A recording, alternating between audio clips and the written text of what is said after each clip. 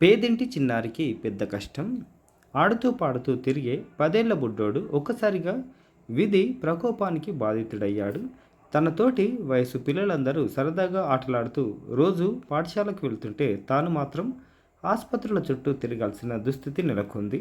దీనికి తోడు నిరుపేద కుటుంబం కావడంతో వైద్యం చేయించుకునేందుకు రాజధాని హైదరాబాద్ వెళ్ళి రావడానికి ఈ కుటుంబానికి ఆర్థిక స్తోమత లేక అప్పులు చేస్తున్నారు. ఎలాగైనా కన్న కొడుకును క్యాన్సర్ మహమ్మారి నుంచి కాపాడుకోవాలని ఆ నిరుపేద తల్లిదండ్రులు పడుతున్న తాపత్రయానికి దాతలు చేయూతనిస్తే ఊరట లభిస్తుంది. మదిర ఎస్సీ కాలనీకి చెందిన రెడపంగి మధు తాపి మేస్త్రిగా భార్య సువర్ణకుమారి రోజువారీ కూలీగా పనిచేస్తున్నారు. వీరికి 2 కుమారులు. చిన్న కుమారుడు అభిరామ్ స్థానికంగా ప్రభుత్వ పాఠశాలలో 5వ తరగతి చదువుతున్నాడు. ఒక్కసారిగా తలనొప్పి రావడంతో స్థానికంగా వైద్యులకు చూపించినా తగ్గలేదు.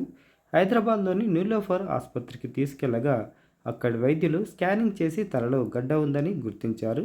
గత నెలలో ఉస్మానియా హాస్పిటల్లో సర్జరీ చేసి ఆ గడ్డ తొలగించారు. తర్వాత అది క్యాన్సర్గా నిర్ధారించారు. ఎంఎన్జే క్యాన్సర్ హాస్పిటల్లో చికిత్స చేయించుకోవాలని సూచించారు. ప్రతి నెల హైదరాబాద్లోని క్యాన్సర్ ఆసుపత్రికి వెళ్ళి చికిత్సలో భాగంగా కీమోథెరపీ చేయించుకోవాల్సి ఉంది.